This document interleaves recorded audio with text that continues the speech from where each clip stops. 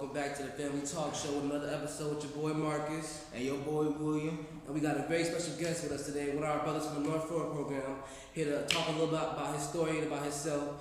I'm just going to introduce himself. How y'all doing, man? I'm Markess. I just wanted to, spread the word a little bit, what's going on, what we doing out here, or whatever. And, I'm going to try to answer all these questions as, as truthful as I can. I ain't going to hide nothing. I'm going to keep it real with y'all. Yes, sir. We're always keeping it real. So, starting off, just tell, where you from? You from here or you from somewhere else? I'm born and raised in Chicago, but when people ask me that, I really say, you might as well say I'm from here because I've been here 10 plus. So I just say I'm from here, but I'm born and raised in Chicago, though. Okay. Growing up, how was that transition, going from Chicago to here? Was it did you notice it, or was you too young to just even notice the change?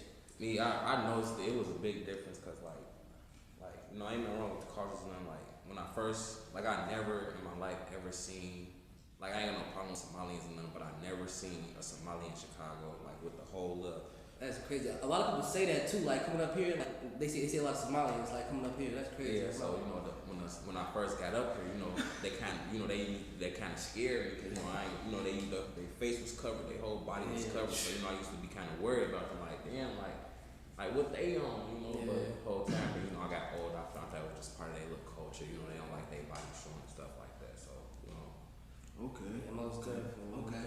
So what you think about Minneapolis community than Chicago? What you think is different and what you think is better?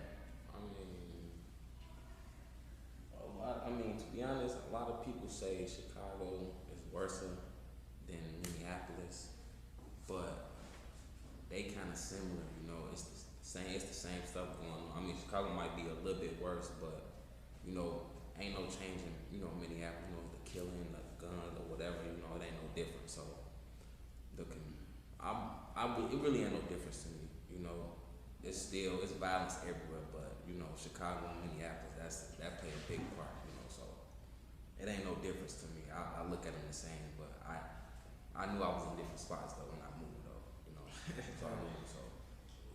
Okay, so what do you miss about being in Chicago?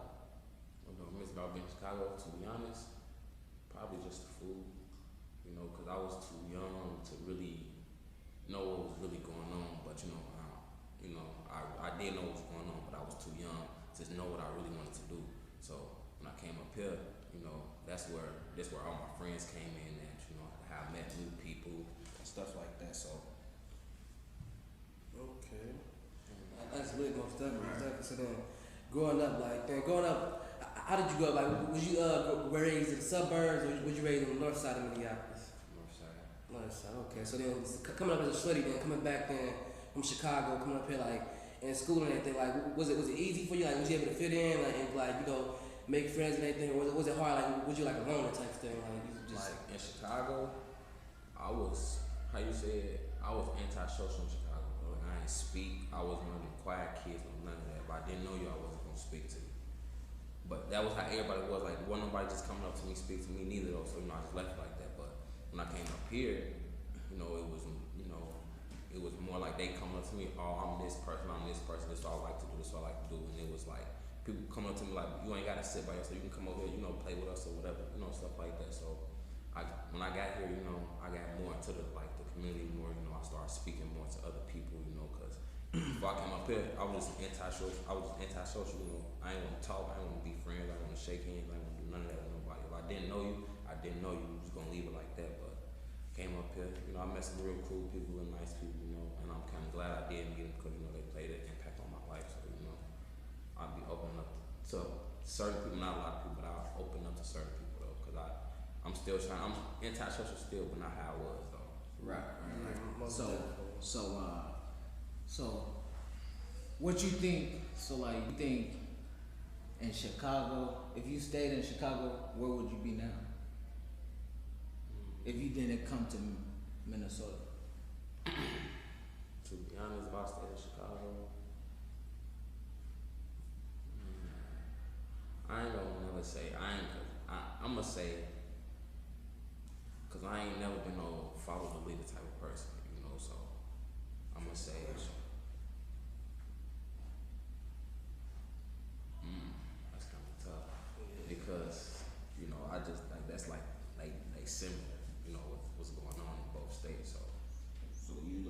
think it'd be the same right now? So you probably will go through the same program. Yeah, if I was up there, that had a program like this up there, yes, I would volunteer in that one too. Yeah. So speaking on that, going through like it's the same area, like both areas need change and everything. Here at North Fort, we create change. And so like coming into the program, like at what point like did you really know that you want to make a change for your community and really just start making a difference like in life? Like really know that I want to follow them, that I'm gonna make a change and go over here like with the North Fort program. Like what point in your life? You feel me? Like, was it after school, but post school? Not even following either. Like just seeing if you trying to become a leader. Which lane, like at what point which lane did you choose? Like really know your path. You feel me? Okay, I really I want to say I had a change of heart. Like I ain't gonna say change of heart because I still do whatever I do. I still do what I do. But I'm gonna just say I calmed down.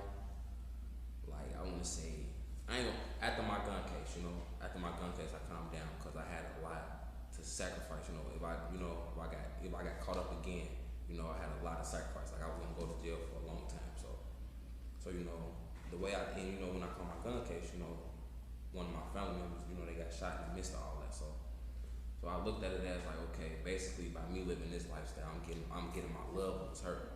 So I don't want to see my loved ones hurt. So people gave me my resources or whatever. So they gave me numbers like you need go holler at this person, go holler at that person. I took it and I ran with it. I wasn't gonna play with it, so I took it and ran with it. Had a couple of meetings with people, and the stuff they was telling me and the doors they opened for me. I knew like it wasn't no game. Like they really want change for basically for the brothers type shit. The ones who gang banging, shooting guns or whatever like that. So when I so the meetings I was going to or whatever, the people who was talking to me, it's like they wasn't really talking to to a lot of people that was in the group.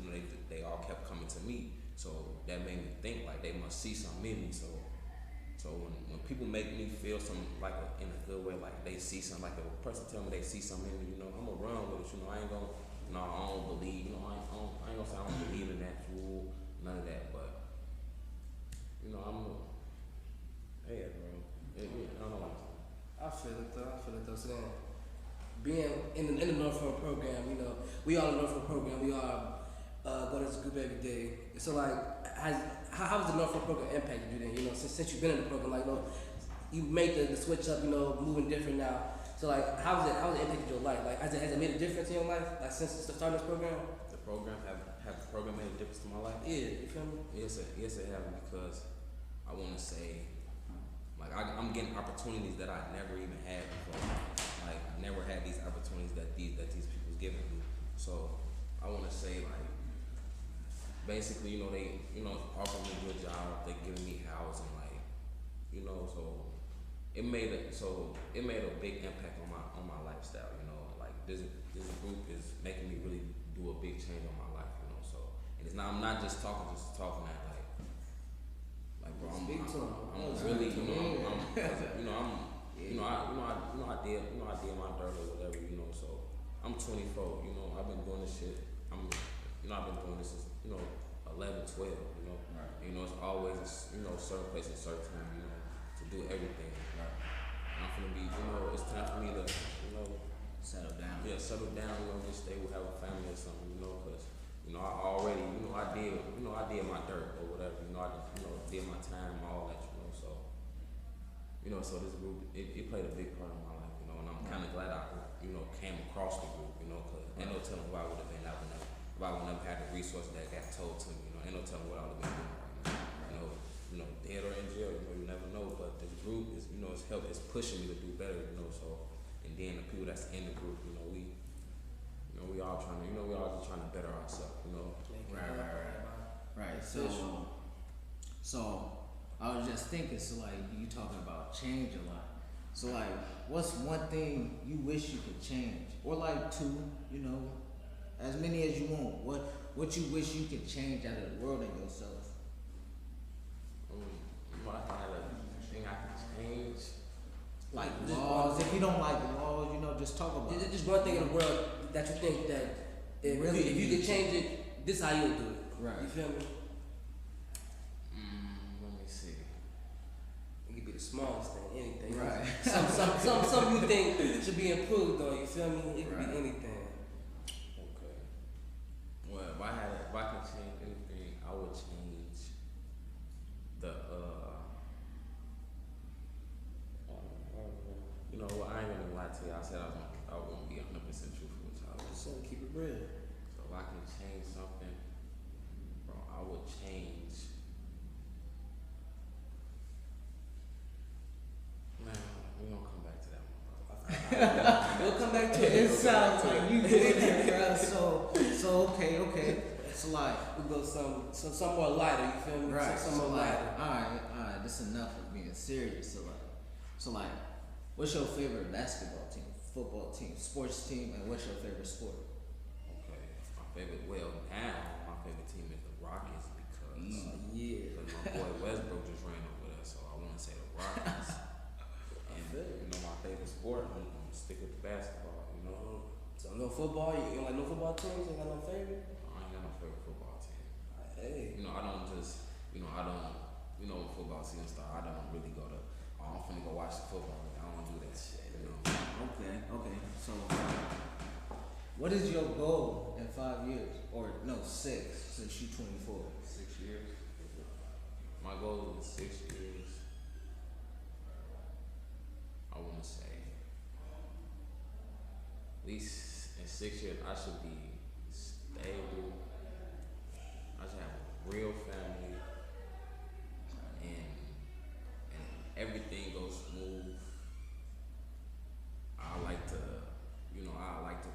keep, coming into the group, make sure the group keep going. Like, basically, it should be to the point where our kids should be able to come to the group like, oh yeah, well, my dad told me about this group. That's why I'm in this group, and my dad told me about it. So basically, if it was up to me, bro, I'll be one of the top heads in the, that's in this group right now. So. I dig it. Okay. So then, I'm more of a light side then, okay. So then, you watch TV a lot? You more of a TV man or you more of a grab a book or go outside? I'm a type of go outside. So you don't really watch no television, no binge watching, no nothing. Or how about cartoons? Like growing up, you watch any cartoons? Yeah, growing up, yeah. Okay, what you watch more? Which network? Looney Tunes or Cartoon Network? Cartoon Network. Cartoon Network, grew up 21st century. I feel it. All Alright, so you got a favorite Cartoon Network person or TV show? I should say. You said, huh? That's the best TV show. Oh yeah, that's definitely lit. So like, the mayor give you $1 million and said, build something for your community. Let's kind of reach back on what we talking about today in group too. Yeah. If we had but we can't talk about. if we had, we ain't gonna, I ain't gonna say let's reach back to it, but if we had opportunities to do something, what you'll do with it, you feel me, in our community. Like if you just What you think? To lean back up to that big question that we asked you before. Like something smaller in the city. Like if you had enough money where you could change at least some in the city. Or and maybe some in the more. city. Not even change, put some in the city. And there's maybe more, but like $1 million to build something that Or shoot, your people, our people, or shoot, maybe if you just had $1 million, what would you do with it? Like on both sides. $1 million. If you just had $1 million. $1 million and $1 million with business wise. Like you keep it real too. If you gonna put it to yourself, generational wealth, do that too. Because we definitely need some more black-owned businesses. But keep it all the way 100. Personally, me, if I had $1 million, they wanted me to do something to help my community or put something in my community to help my people. I put my money into like a tutoring. I want to get like a little tutoring spot. It's open. Even on weekends. Shit, you ever need help with anything. Homework. It's just not about homework. It's about everything. If you need say if you need guidance, like you just went on your own. You on your own. Now you need guidance. Mentorship. Yeah. So just come down. We gonna set you up with somebody or whatever. They gonna get you through it, and we can set up appointments if you because you know, you gotta have education, you know, to go to get far. But then again, you know, you don't. But it's better off if you do get your education, you know. So I say that's what I'll build. I'll probably just bring like a mentor place to the, you know, to the north side or something. You know, your kids ever need help with anything, you know, like say if the parents work too much or something, you know, come down to the, you know, tutoring spots, you know, we got you know, until your parents get off work or whatever they going through, you know, you can just chill out here with us, you know, we gonna have, you know, little laptops, little games or whatever, you know, but it's really gonna be, you know, to get your education though, you know, if you ever need help with your education, we gonna make sure you get that though. That's nice. That's nice. Cause like, Get to the youth. like it's crazy. Cause I never heard anybody say that. Like literally, like that blew me, bro. Like I never heard of that. I wasn't even thinking about that. And like, yeah, I know a lot of people who need help and stuff. So that's real good. That's getting down to the real issue. Right. But talk no more. I mean, like, no. Well, That blew me. I think right there, shit. That's all we can say and more. We see what we doing down here. Merge is bringing us the finest of the finest, man. So come down here, check in with us, with North Ford, and we'll get y'all together. You got anything you want to say to the people, the viewers? Anything. All I'm saying is, if you want to make a change, this is the right place to do it. You know, you got help 100%. You ain't never by yourself. Come to North Ford, you always gonna have assistance. Never on your own. Prime example. I'm a prime example because I see. You know, I didn't see it. You know, so I'm not talking just to talk now. So if y'all really need help with anything, come to North Ford, and I guarantee you, we get the job done. Well, they get the job done. I ain't gonna say we. Speaking facts. Well, sure. Thank you for coming out. You know, talking to us, talking with the Family Talk Show. Appreciate you having us. Appreciate you have you on the show. You feel me? We'll be back next week with another Family Talk Show episode. So get back with it with your boy Markess, Your boy Will, and we out. You know.